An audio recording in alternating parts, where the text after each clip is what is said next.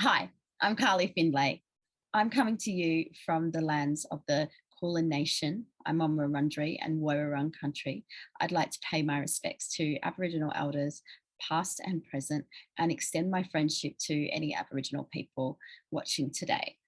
I'm a guest on this land, and as a writer who is a guest on this land, I like to give a shout out to Aboriginal writers in my acknowledgement of country.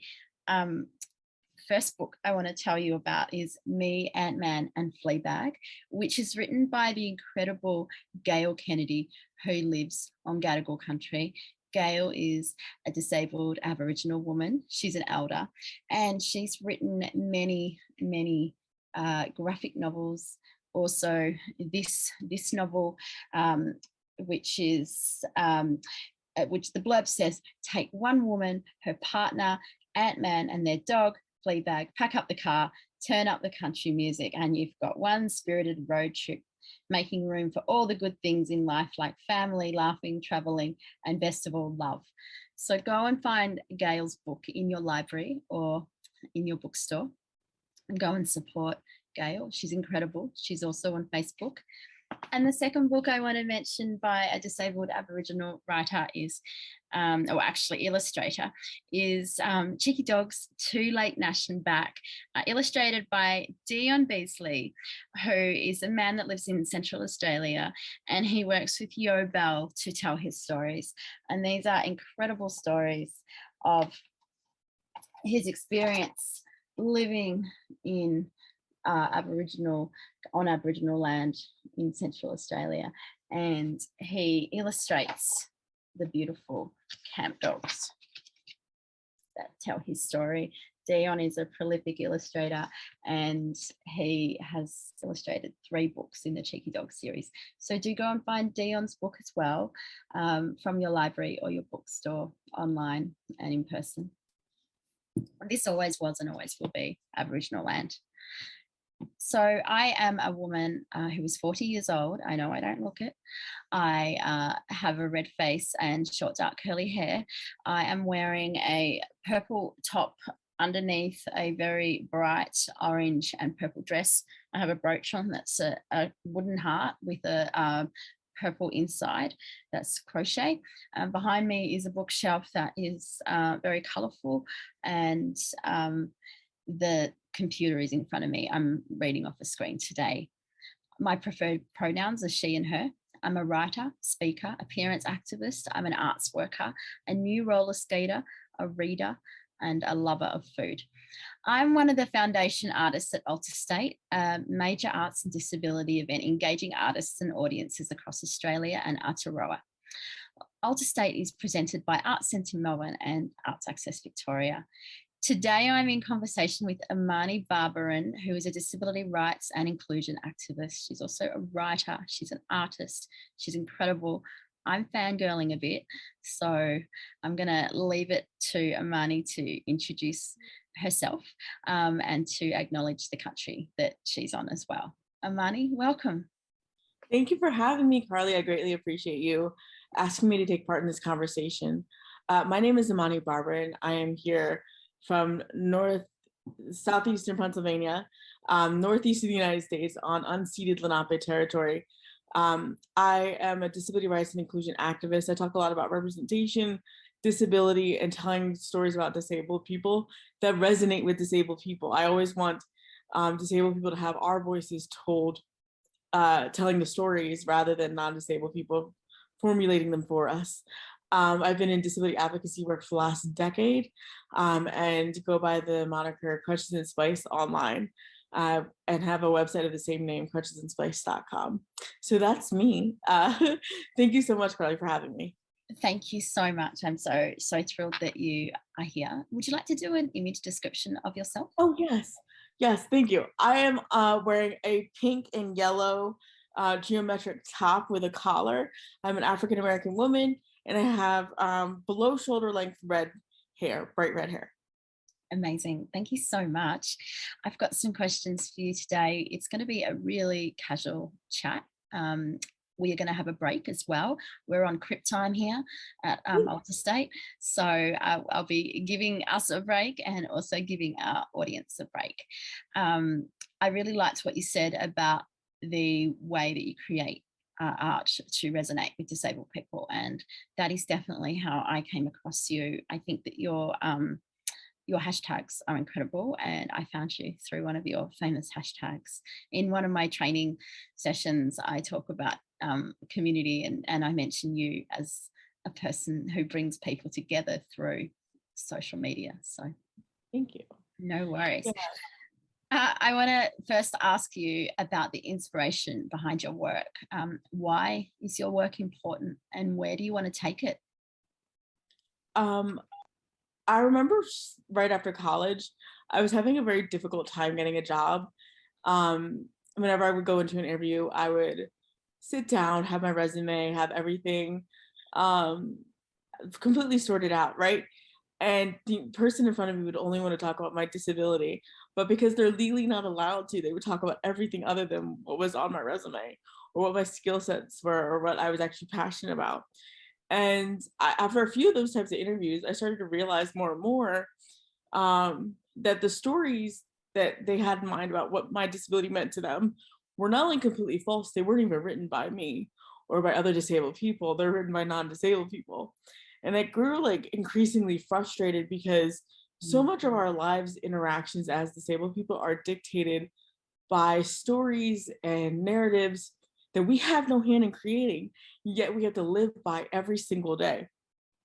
And so when I finally got a job, but I was like, I don't know if I want to stay here. This is not something I'm really passionate about. I was an assistant. This is not something I'm passionate about. I really started focusing on telling disabled stories that actually meant something to me. And I started with my own. I started blogging and writing. And once I started doing that, I was like, let me share this with people. And then started getting online and on social media and really being in conversation. And that's really kind of where my career blossomed, was being in community with other disabled folks, because for most of my childhood, I had been quote unquote normalized, meaning that like I was in average classes with the average kids or classes with the non-special ed kids. And I used to wear that as a badge of honor, but really failed me when I grew up and had no roots in a community I was automatically a part of.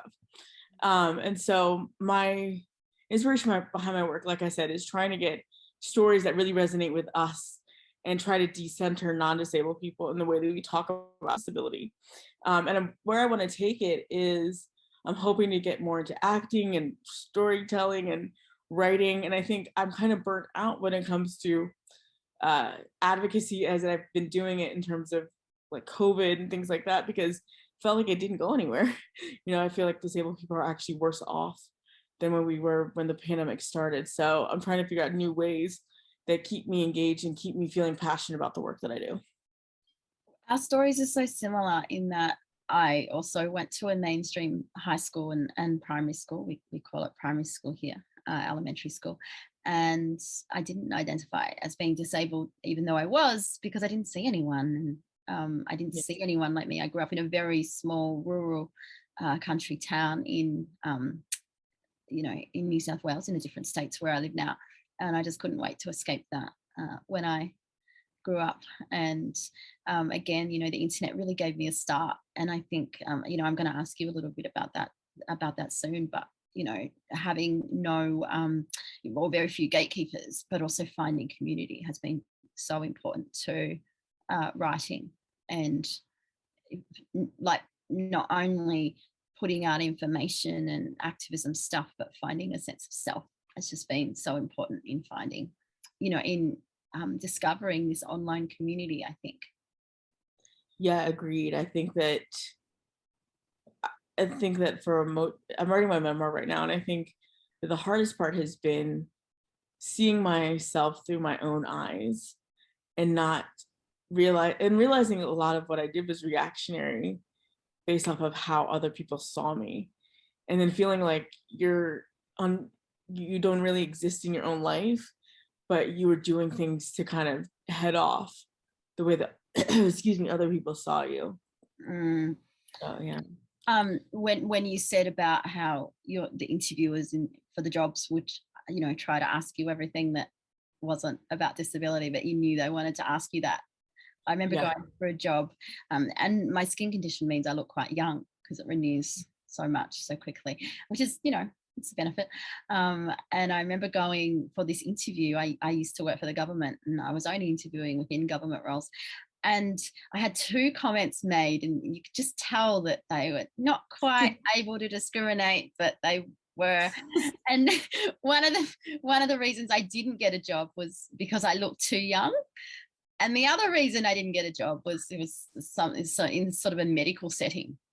And they were really worried about how the doctors would be more interested in my skin condition than the thing I was there to do.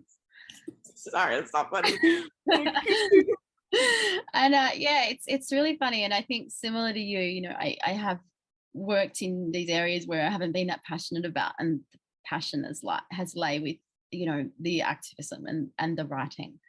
And how are you doing with your memoir? Is it the worst and the best thing you've ever done? Because that's how that's been. Like I'm still on the first draft, and like it's been the worst because I just start over, and I'm like, every single time I write, I'm like, am I the worst writer in the history of writing? Will anybody want to read this?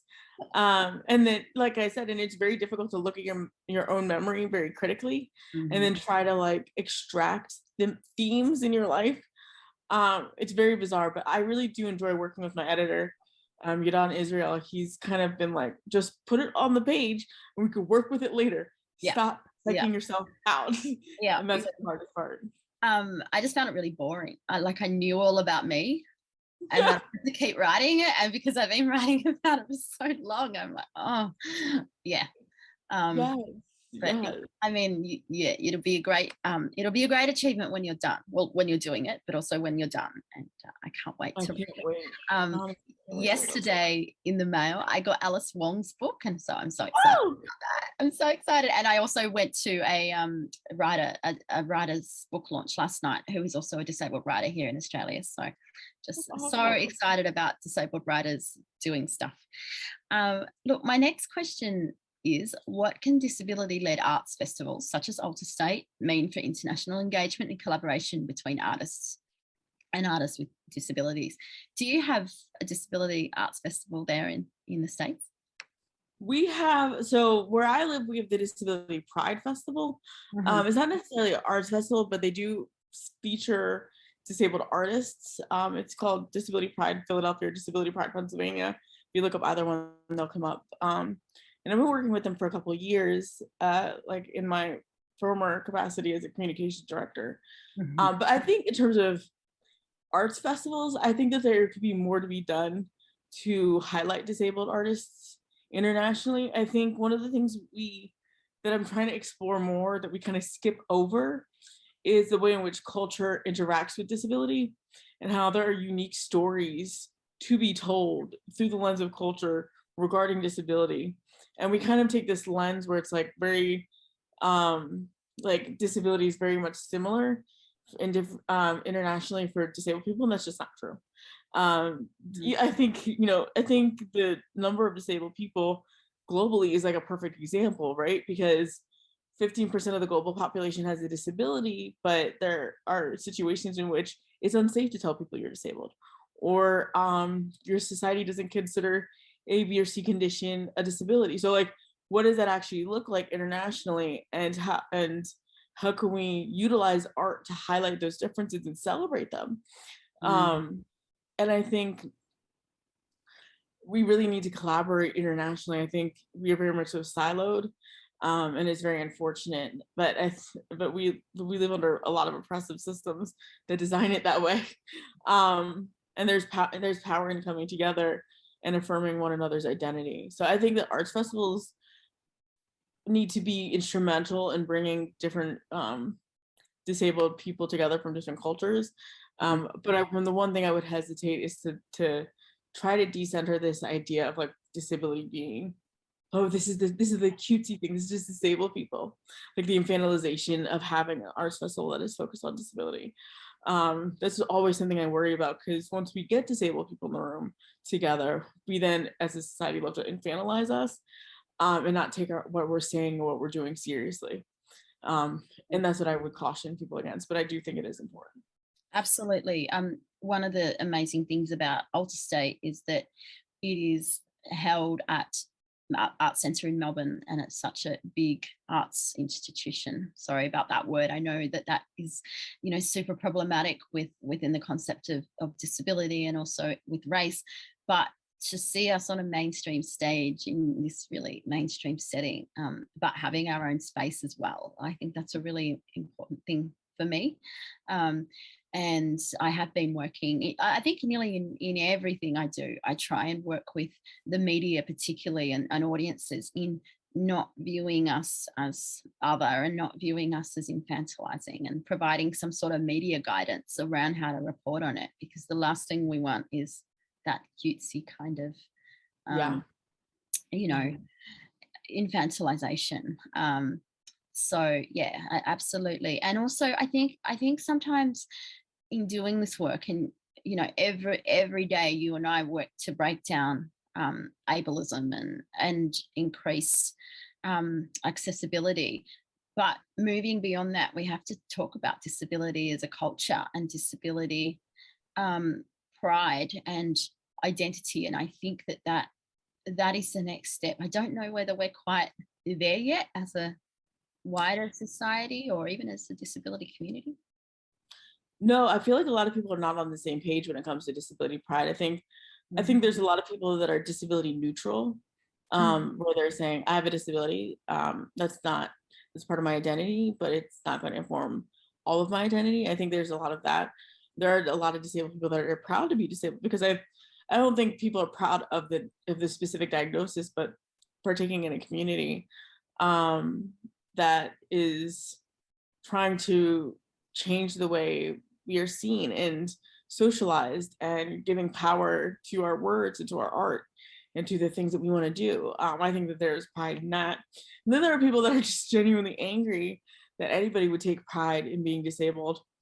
And that's valid too. Like, I'm not going to say that that's not, but there is space for joy. There's space for collaboration and coming together and loving ourselves as we are, or just accepting ourselves as we are. And I feel like there's a lot of internal struggles that people go through in terms of attaching pride to disability. But I would love to see more of it. I don't know if we're there yet, but I'd love to see more of it. Yeah, absolutely. I feel like the place that I see the most of disability pride is online. Yeah. And coming together is really important, although hard in this COVID time. I'm very, very sick of people saying, oh, and when COVID was happening, it's still happening.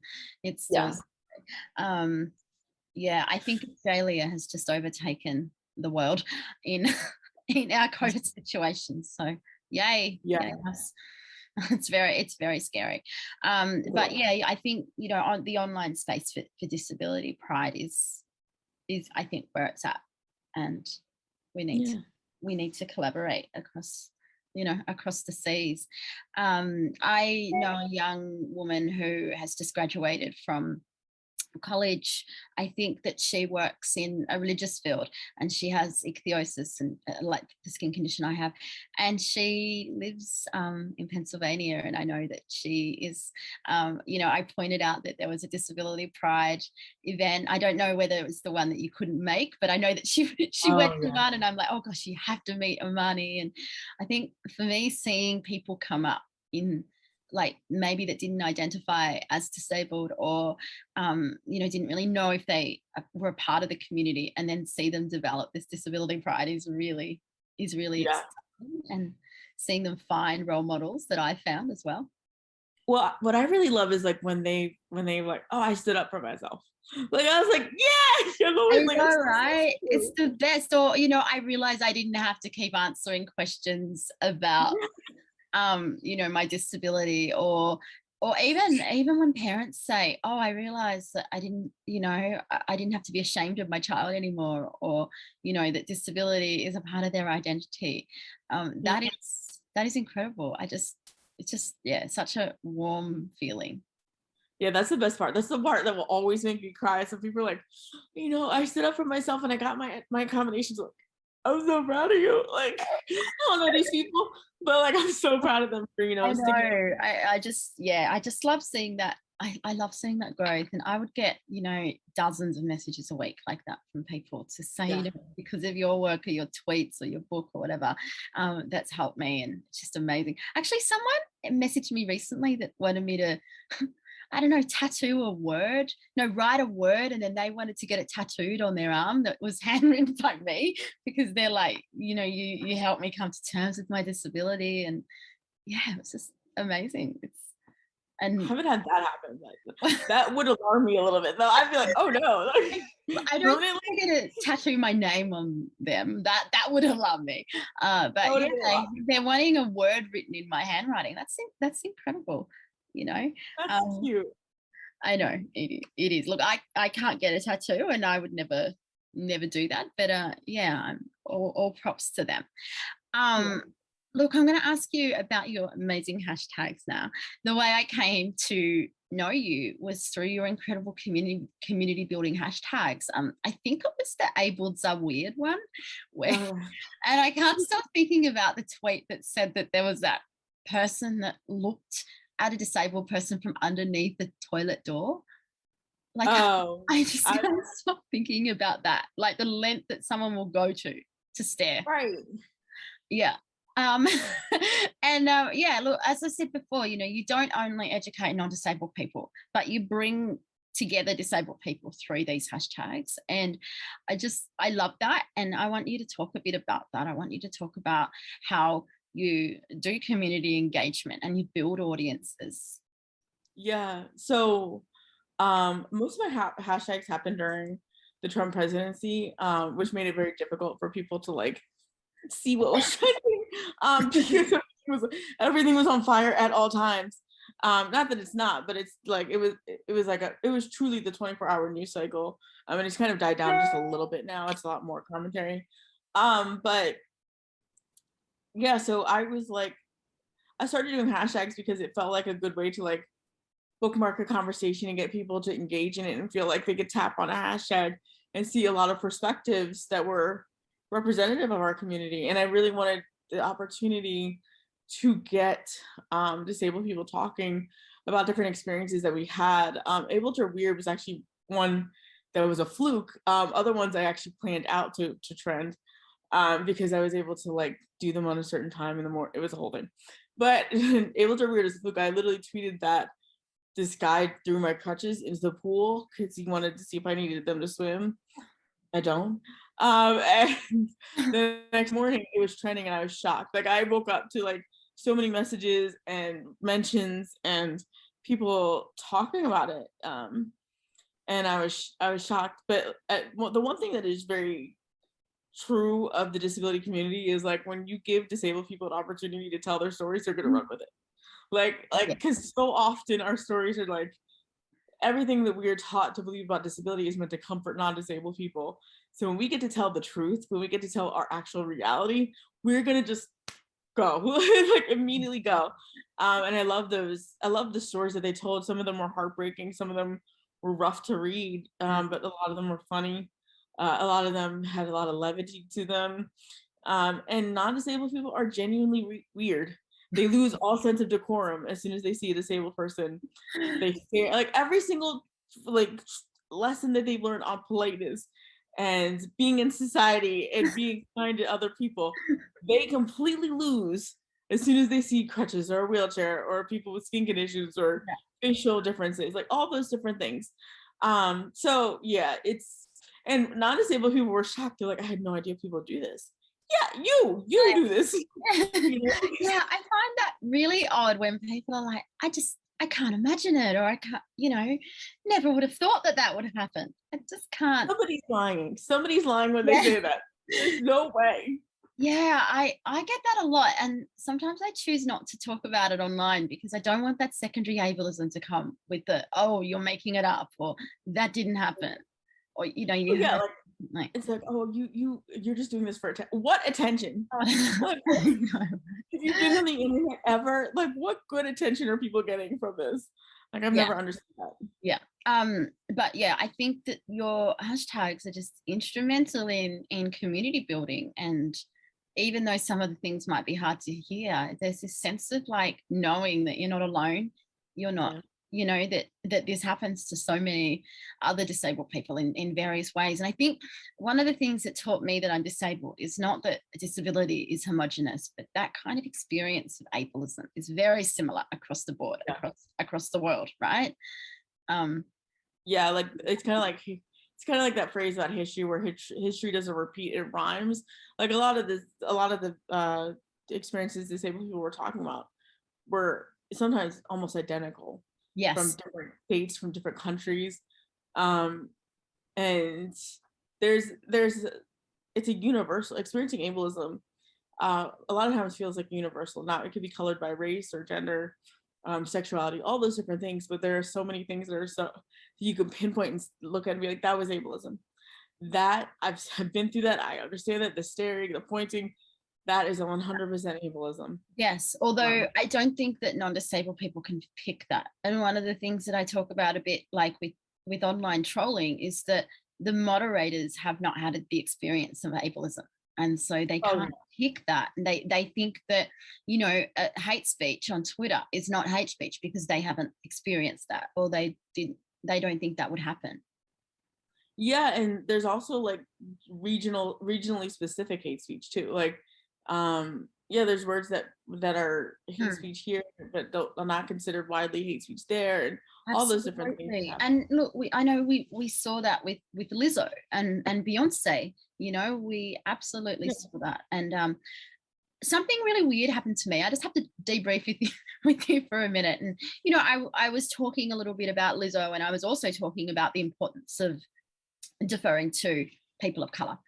And I was in this article, I was featured in an article by a journalist. Let's call them a journalist in speech marks, because literally they were just copying and pasting people's tweets. That's not journalism. Anyway, they put me in the white women section, right? And so there was this article and they're like, oh, and white woman, Carly Findlay, who lives in England, which I don't. Nothing they said in that sentence was right. No, nothing. And so anyway, I wrote to that journalist and I said, hey, can you please correct this? I'm not white. I don't live in the UK. I do have UK citizenship though. My dad's British. Anyway, so they did. But then they came back to tell me that I need to make it easier for people to find this information because it's not obvious that I am not white. And I'm like, I have literally sent you 3 things that say I am not white, and this is the complexity of my skin condition, and then yeah. and my website says .au at the end, and so the way they edited the article was to attach 2 more paragraphs on how they then thought that I was white, but then I wasn't, and that was a whole other thing, and then so I became part of this story. It was so bizarre. That is really weird. Yeah, that's really weird. Yes, I remember seeing a tweet that you wrote about that, and I was like, why would they assume why would they assume you were white? But yeah, like a lot of people don't understand the racial complexities of disabled people. Absolutely. Even if you are like blatantly Black, like I am, like people don't understand, you know. A lot of Black disabled people didn't want to comment on the Lizzo thing at all, especially from the United States, because it means we get ostracized in Black spaces, which are a lot of times already off limits to us in terms of talking about ableism and things like that. So yeah, it was just a very bizarre thing. And then people from all angles were like trying to gaslight us, like disabled Black people from the States were kind of just like, listen, it's problematic. Like we didn't, like in the United States, we had no national campaign against the word, whereas the UK and Australia did. And so we understood the nuance of that, but nobody else wanted to see it, which was bizarre. Yeah. I don't know, it's just to have white people then taking credit for Beyonce and Lizzo changing it, that's been a lot. And oh yeah, like I mean, the disability community has a lot of racial issues to begin with. And I think that the conversations like that really kind of highlight it. But then like it's like a very similar culture. It's like disability culture is like disability culture and society is an echo of regular everyday society. And so people taking credit for something that like black and brown disabled folks got attacked for, like even though we weren't really even a part of the larger conversation, we were just kind of like trying to mitigate the racism and the ableism. It was a bizarre couple of weeks. It really was. One of the things that I've definitely found is that I only had space, I guess, in my mind to think about race and my ethnicity when I came to terms with my disability, when I saw disability as part of my identity, because for so long it's been about like preventing infections, managing like stares and comments, and it's really been in the last sort of 8 years maybe that I have thought more about my, you know, my cultural heritage, because I didn't have time for that. And I think that a lot of other disabled people might feel the same, where we have to compartmentalize what we focus on.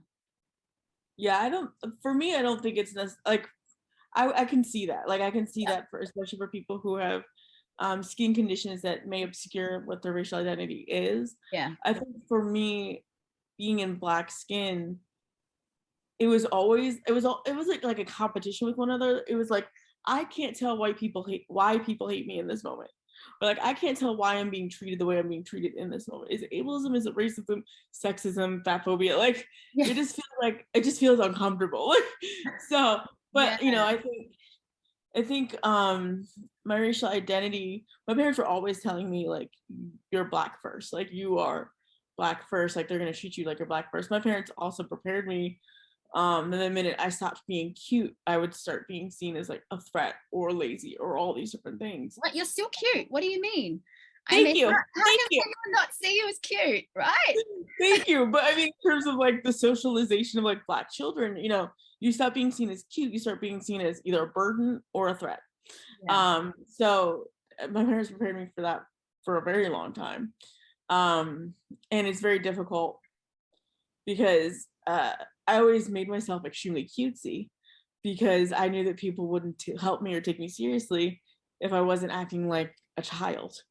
And so for a very long time. So it's like a very complicated identity, but that is all to say that I'm still navigating, you know, how my race impacts my disability and how people talk to me and interact with me. And it's very difficult to parse those things out.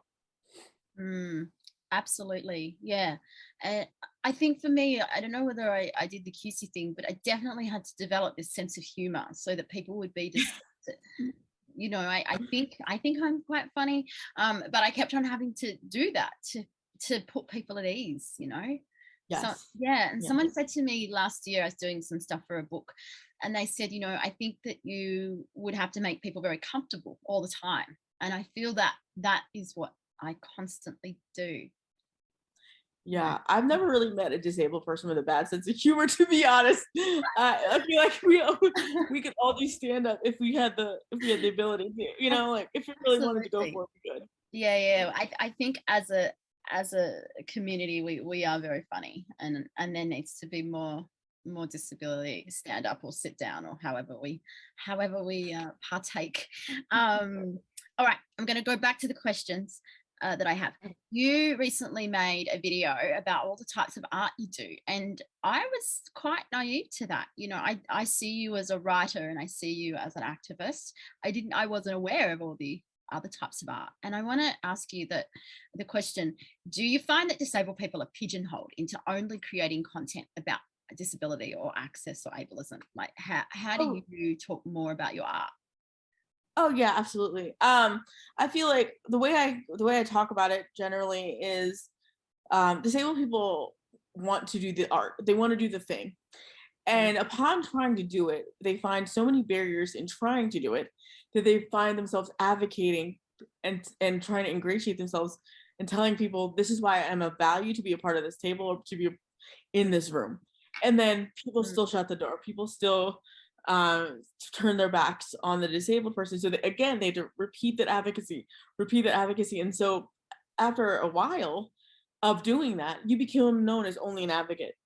You become known as only somebody that like is knocking down doors and creating space for other disabled people. But the reality is that you started out trying to create space for yourself in that Yeah. art or in that dream or that goal. And so yeah, a lot of people didn't know.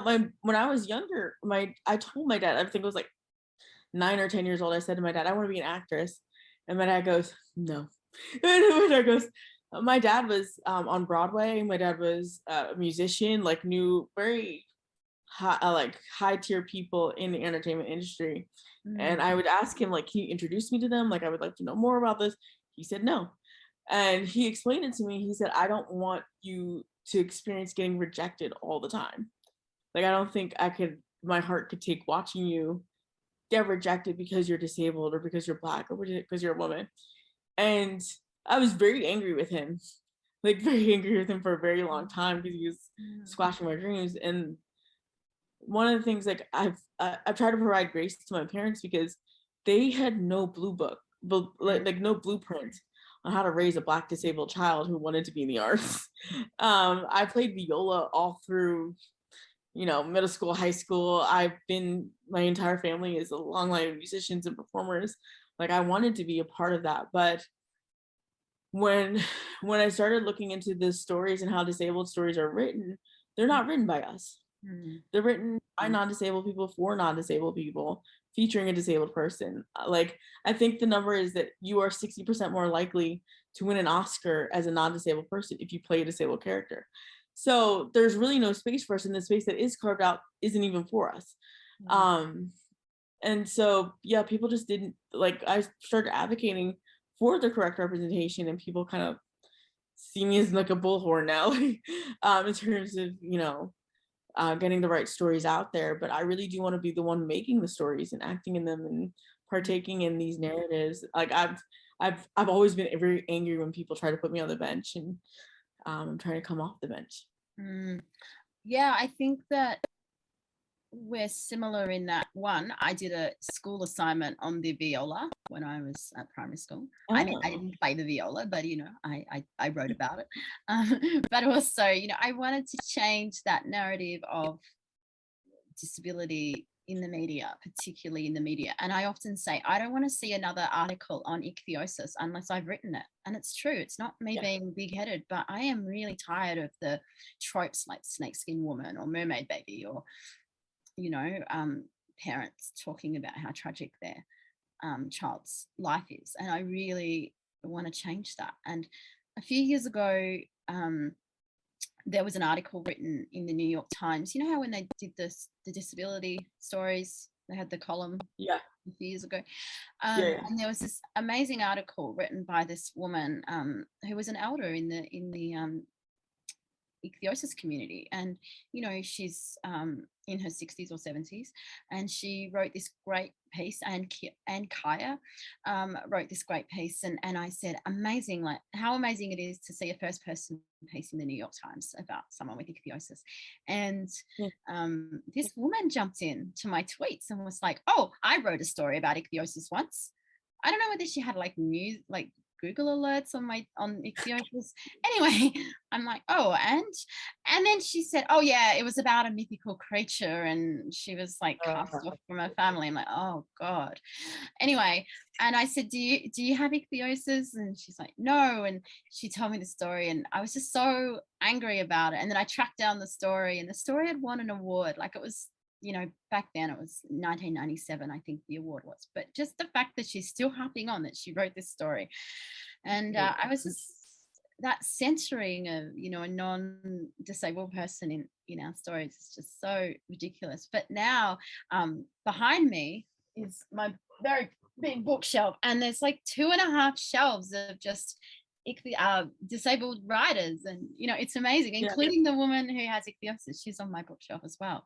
And that's so important. We have to rewrite that. But also, I think we need to charge more money, because we're not only doing the work in the arts or wherever we're doing it, we're advocating as well. I think we need to put kind of like fee on top of that, because I don't know any non-disabled people who are advocating as much as we are when we're doing the work. Yeah. And I just want to say that interaction with that woman would have made me see red. So, like I would have been very pissed. Like I would have cussed her out. Like I'm so sorry. I just would have. But yeah. I was really angry. And look, I remember she was in a Facebook group or something, a writers group that I was in, and I made a point of her, centering herself in this, and then she left the group, and I kind of felt like I'd won. That is winning. That's a win. That's a win in today's world. That's a win. Yeah, it was really great. I felt like that. I don't know. Are we having a break now? So look, we're going to pause for a crip time break now. Welcome back, everyone. Welcome back, Imani. I want to know your perspective about who is showcasing innovation in the arts access space and who in the sector inspires you to do what you do. Tell me about the books you're reading, the films you're watching that feature disabled artists. Yeah, so I'm really interested in the work of course, Alice Wong. I still have to order my book for The Year of the Tiger, but I've been reading Disability Visibility that she edited. Also the work of Sammy Schalk, who does a lot about Blackness and disability. And their writing is amazing. I'm so excited because like it answers so many questions that I have about how we are placed historically in like our own socialization, at least in the United States. Yeah, and then also T. Franklin, who is a comic book writer who writes a lot of stories that are now like canon for like DC and Marvel comics to have disabled people as heroes, like, which is amazing. Hia Brown with The Pretty One, and then she's also putting out Sam Supersedes. I think it's either out now or like you can pre-order it. It's out now. I have to order it from my bookstore here. I'm so excited about it. I love The Pretty One, and I love Disability Visibility. Care Work by Leah Lakshmi really had an impact on me as well, and that I think that was probably my life-changing disability reads book last year. Just I related to so much of it.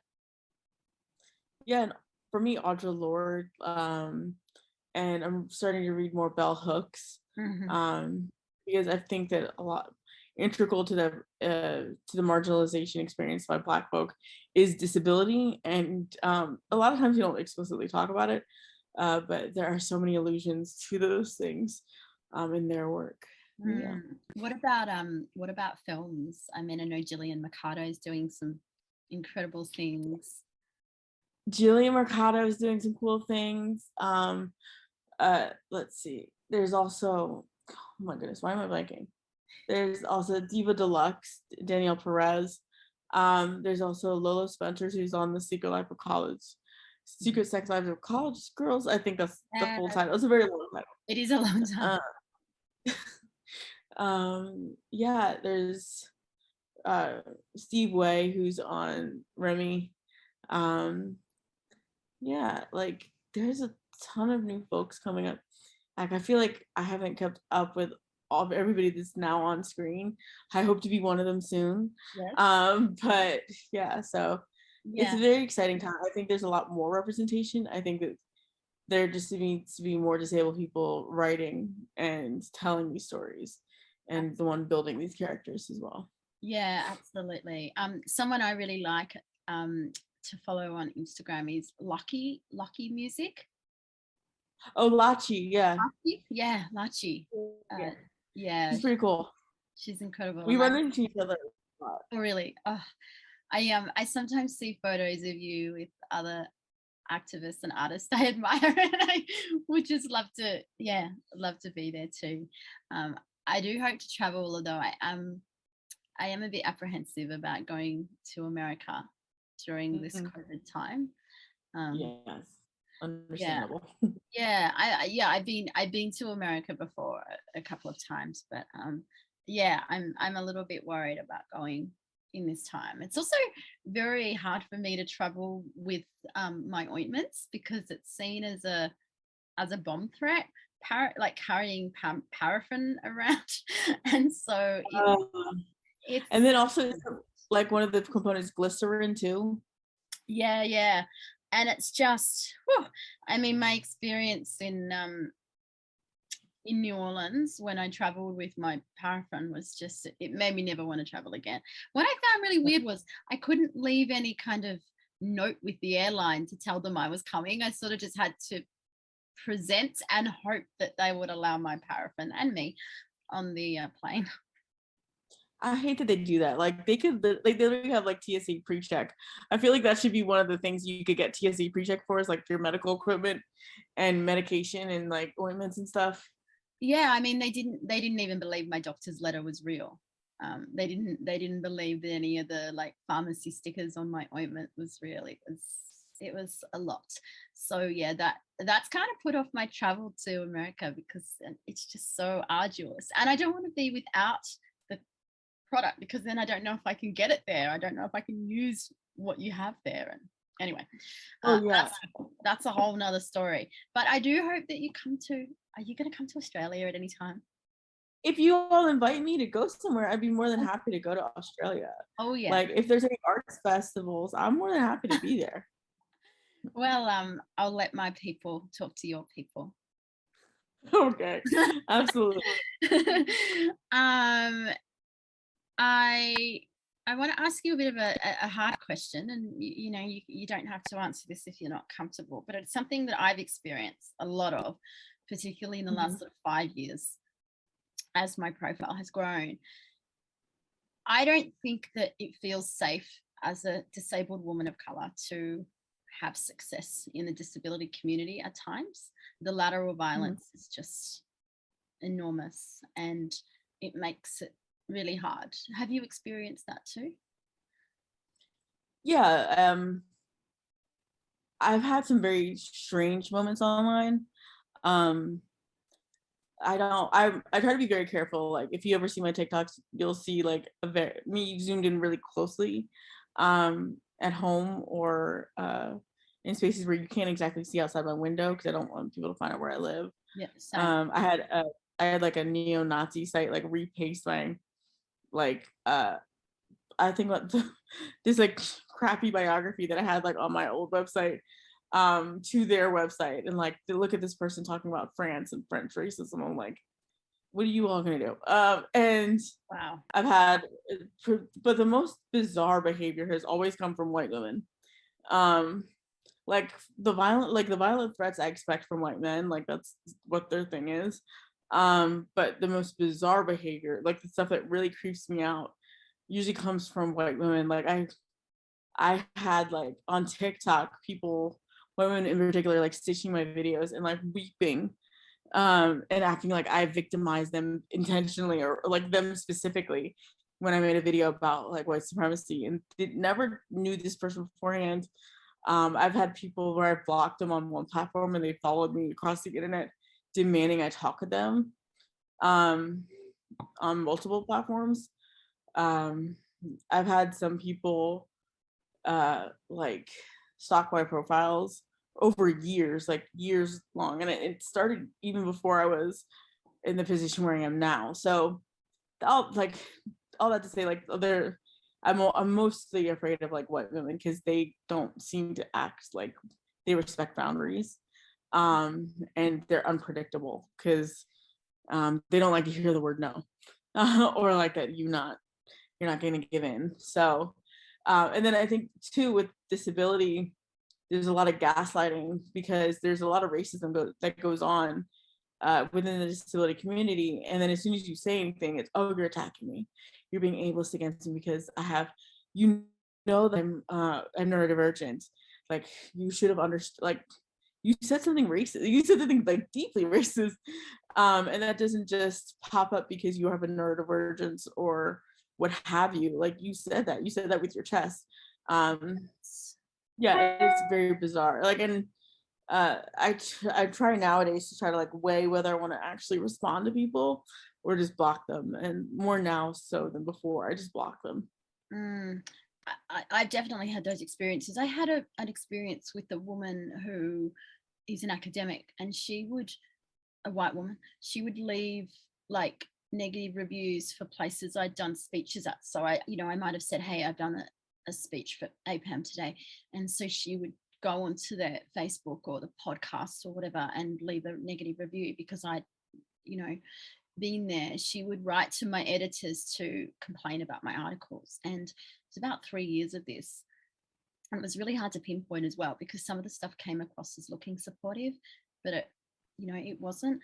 And I ended up getting an apology from her, and it was internalized ableism,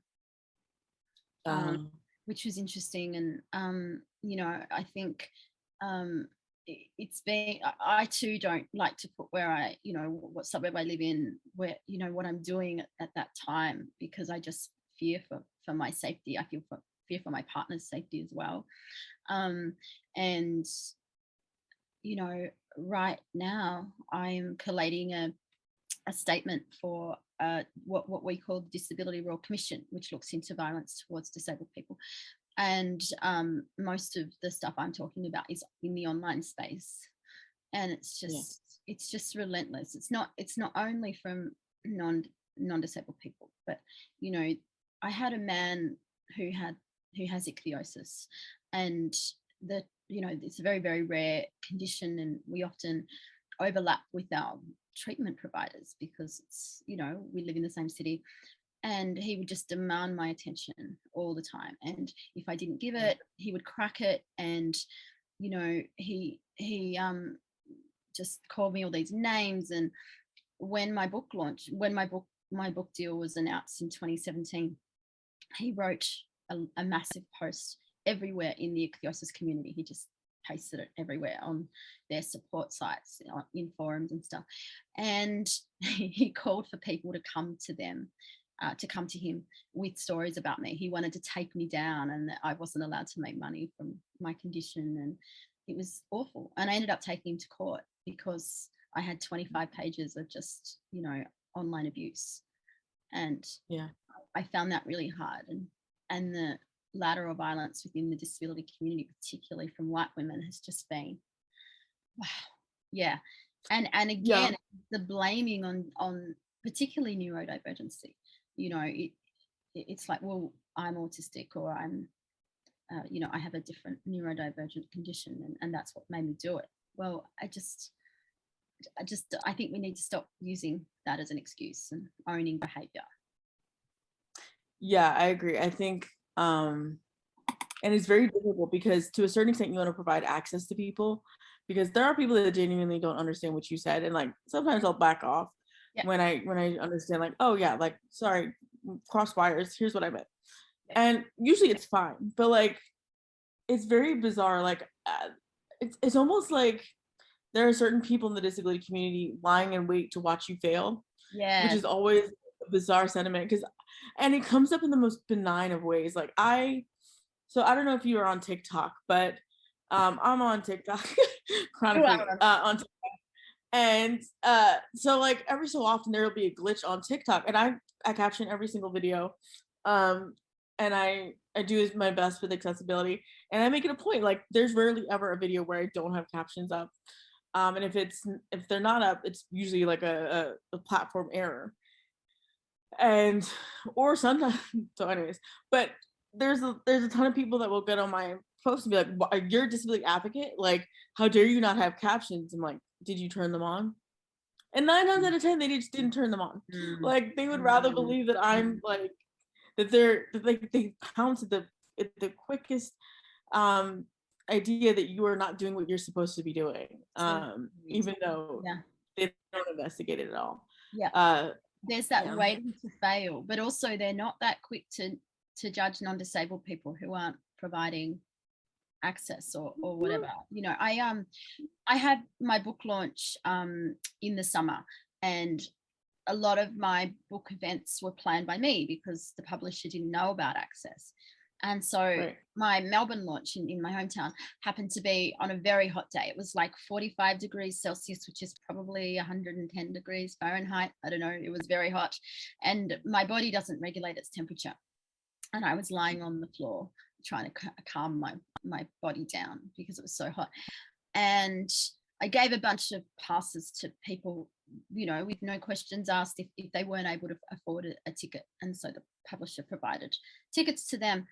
And there was one person who got, you know, a free book, a free spot. And the only thing they said to me was that it was too hot and I should have provided a different venue. Now, this was probably the most accessible venue at the time in Melbourne. I didn't know it was going to be 45 degrees when I booked it, but you know, it is that sort of just waiting to fail. There was no thank you for being, you know, thank you for putting it on, thank you for doing sign, you know, for providing sign language, or thank you for providing you know, a live feed. It was just, you know, it was too hot. You should have done better. I can't control the weather.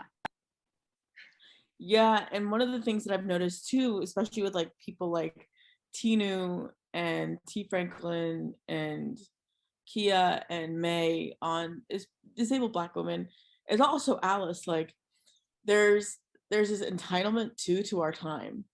And there's been like a lot of rumblings in the disability community because people have been trying to call out Black women and women of color with disabilities that say no, like I don't have the capacity to do this right now, and trying to negate our advocacy because we didn't respond to them in a timely manner. And like I try to be as humble as possible when I tell people this, but I literally get hundreds of messages a day.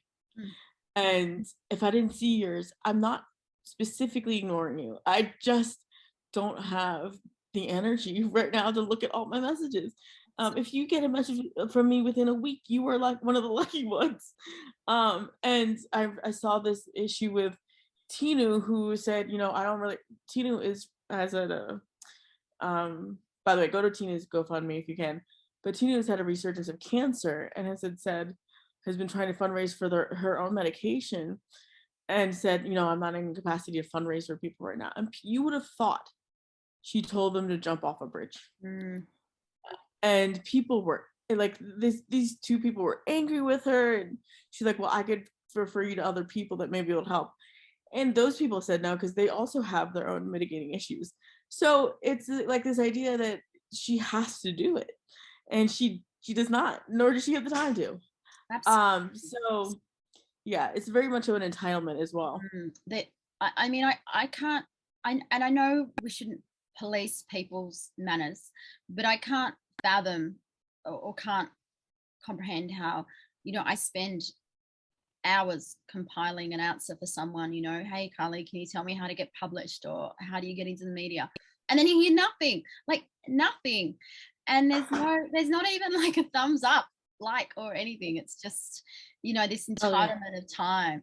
It wasn't with a disabled person, but I had a really weird experience one night where, you know, the time, obviously there's a time difference between countries, and a woman wrote to me to ask me how she needs to speak to someone with a facial difference. Like, what does she do? Does she, I mean, the fact that she was asking this was just ridiculous. Does she speak to them, or does she? Right. And, you know, it came to me at about 11 o'clock at night, and then had a busy weekend, not working. And then she said to me the next day around the same time, well, given that you didn't reply, I'm going to take this as a, you know, you don't care. I'm never speaking to anyone with a facial difference again. And I'm like, whoa. First of all, the premise of her question was wrong. Just talk, like, just say hello. Like, what is, I don't get it. That's why I wrote my book. It literally says say hello. I did put this story in the book. But yeah. Yeah, no, I've had that same, like, I've had somebody ask me that exact same question. Like, how do I talk to disabled people? What? Like, just say hello. Like, literally just say hi. Just be like, my name, like, talk to disabled people like you talk to anybody else. Absolutely. And then adjust depending on the access needs. That's literally all that needs to happen. It's so weird. But also I think there's this idea that, you know, like I'm like I give to your Patreon, and I have people give to my Patreon, and there's this idea that we're not allowed to have that. And the hate that I get for having a Patreon from even people with their Patreons, it's just been, yeah. I know. I feel bad because I'm like, it's just like, that's my job is this. Like, my job is this, and people don't understand that. It takes a lot of energy, especially nowadays, to be online. Especially like my visibility skyrocketed during the pandemic. Yeah. And I think a large part of it was that like non-disabled people finally realized, oh, this crap, impacts me too. But with that, there's a lot of people reaching out to me all the time, and I'm grateful for the opportunities, but people don't understand that I'm not going to be able to get to everybody. I'm trying, I really am. And I used to have this policy when I first started on social media, like with the community building and trying to get people to talk to me and to like understand one another's experiences. I used to reply to every single reply. I used to like every single reply. I used to like interact with as much as I could. That's just not feasible now. Like I'm trying to like be as interactive as possible. It's just not feasible. Yeah. And people feel slighted sometimes when I don't respond, or sometimes they think I'm angry with them. I'm like, it's no, no. Yeah, I had someone like, I had to set some boundaries and just say, look, I need a bit of a break, from being online.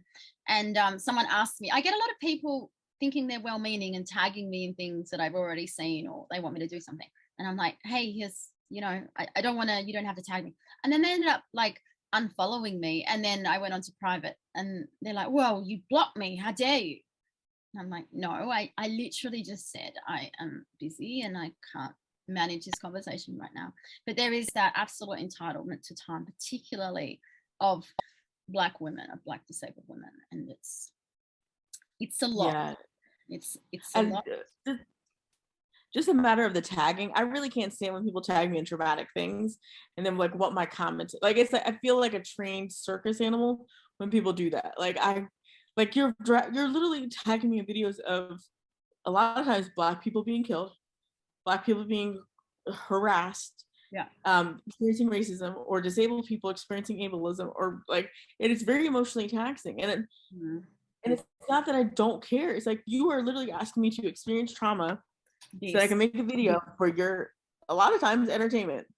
So like, it's like that's not for me. And a lot of times, depending on like if it's a conversation that I'm equipped and okay to engage in, I'll talk about it. But you don't tag me in traumatic things and expect like me to hop to. That's never gonna happen. Unless I am in a space to do so. Yeah, there's that expectation that we'll have an opinion on everything. And that we'll be able to, and that the exposure to trauma doesn't affect us. And that's a big one for me.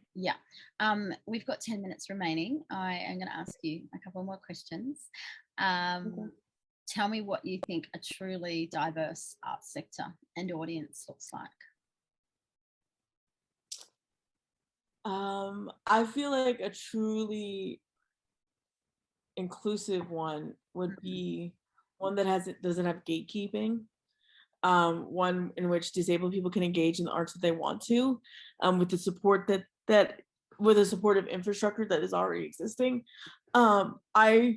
My goal is that, well, not really my goal, my vision is that the people who want disabled people to engage in the arts are trained to include us. Like they know the accessibility needs, they know that they need to offer them. And disabled people, I feel like the best way to do it is for disabled people to feel like they don't have the burden of their own accessibility, and that it is already there, it has already been thought of, it has already been planned, and that they can just focus on the artwork that matters to them. And an audience as well, I think that the arts for disabled people, I think there's a very how do I put this? It's hard to describe. Like art feels very tentative for us. It feels very iffy because we don't want to be there's a lot of disabled people that don't want to be the disabled artist or the disabled actor, or like they want their art to stand alone. And so disabled people need to be everywhere, not just in the art, in the showcases of disabled people on our own. We need to be everywhere. We need to be in every single room every single day, so that we're not sticking out. Like our artwork can reflect our disability, but we're not being pinpointed as the disabled artist or the disabled voice in the room. And I would hope that people thought of diversity not as a charity or a hand me or give me type of endeavor, but really saving their own integrity and validating the dignity of disabled artists. Yeah, absolutely. And I think it needs to stop becoming a novelty, and yeah, or even like access as a nice to have. It just needs to be funded and provided without us keeping on asking. Yeah, we don't need the performance of the waxing poetic of the, no, please just do it and be done. Like, you know. Absolutely. Look, my last question is, what are you working on right now? I want to know all about it. I want to know about your book. I want to know about your TikToks. I want to know about your acting career. Oh, sure. I am working on my book. My memoir is called If I Were You, I'd Kill Myself and Other Disabled Compliments. Yeah. A cheery title, right? Right. That's something we've all heard. Something we've literally all, I actually heard that on a date once. Like, I was on a date and my date said that to me. No. We didn't date No. after that. Yeah. No, I can't believe, no. Like, who said that? Yeah. He was like, but also he didn't like me being so outspoken about disability, and he worked in disability. That was the worst thing. Like, he worked in disability. You can't, no. No, that's so upsetting. I'd be so angry. Yeah. I no longer found him attractive after that. Yeah, did you end it right then and there? I hope so. I wrote him this very long message and then we never saw each other again. But I think I kept him on my Facebook so that he could see that I'm living my best life. That'll allow. But that's the title of my memoir. When is it going to be out? When is it going to be out? Hopefully in the spring or summer. But I'll let everybody know once it's out. Right. It's just, it takes a long time to write. So like I said, it's very difficult to parse out your life as like a thematic book when it's all like jumbled in there. There's also I've started going out for acting roles, and I do a lot of sponsored content now, which is bizarre to me. And I want to model more. So hopefully if anybody wants me to partake in a project, I'm more than willing and able. And yeah, I started social media. I'm going to keep chugging along, talking about communications and disability and how we're taught to think about disability, especially as people believe the pandemic is over. So yeah, that's what I'm doing. And then also writing my own TV series about dating while Black and disabled. So that's amazing. Oh, I can't wait. I really hope we can have you out in Australia soon. Yeah, that'd be fun. Yeah. And I will let you know when I come to America. Yes, please do. It is. I never wanted to come under the Trump administration, but I don't know how much different it is now. No, I mean, for disabled people, it's not very different, especially with the pandemic. So, but whenever you feel comfortable. Yeah. What is your message to people in the arts who are thinking about working with disabled people, or who are disabled and want to get in the arts? I think if you're disabled and want to get into the arts, do it. Get out of your head a little bit. I know that you're afraid. I know that you're afraid of being seen in a very specific way. But that's what your art is for, to speak for you in a lot of ways, and to inform the world of your own perspective. And you have to lean into that in order to feel like you're moving forward and feeling like you're not an imposter taking up space. For people that want to work with disabled people, I would say it's not charity. It's not nice to have. It's not just an outlier. It's the point of things. The point of things is for people who utilize the arts for their voice, to be given a platform to share it with everybody. And if you have the space and capacity to do that, then do that. Without stroking your own ego, without centering your own needs in a disabled person's story, do it. and you'll be surprised with how much further the conversation goes by including disabled people. I think there's a double imposter syndrome with disabled people in the arts. There's like, I'm not disabled enough, or I'm not, not sure if I belong in the disability community, but also, oh, I don't know if my art is really art, or, so there's that. I reckon the biggest question I get asked is, am I allowed to call myself disabled? And I think that's like half the battle. I get that question all the time. And I feel like every single time I try to handhold people, be like, listen, when you come to this conclusion, we're here for you, but there's no gatekeeping on my behalf. If you're disabled and you feel you're disabled, please, welcome. And I think that sets people's minds at ease. But yeah, there's no, consider that everything you've been told about disability is for the comfort of non-disabled people, and understand that includes who is categorized as disabled. Because if you believe that it is a small minority that has very little power, that has very little say-so in the way the world works, you're going to ignore them. But that's not true. We make up a large portion of the world, and it is okay to identify as disabled, and you're not an imposter for doing so. And in a lot of spaces, you'll find a supportive community of people who relate to you. And that's just important, just as important as identifying if you feel it, that you can take that space. Absolutely, take up more space. Thank you so much for talking to me. This has been a great time to talk to you. Thank you. Meet you, and obviously to pay you for your time as well. So thank you.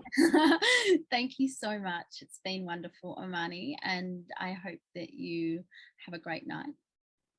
Thank you for all you do. Thank you. I appreciate you for having me on, and please, let's continue these art conversations. Yes, thank you.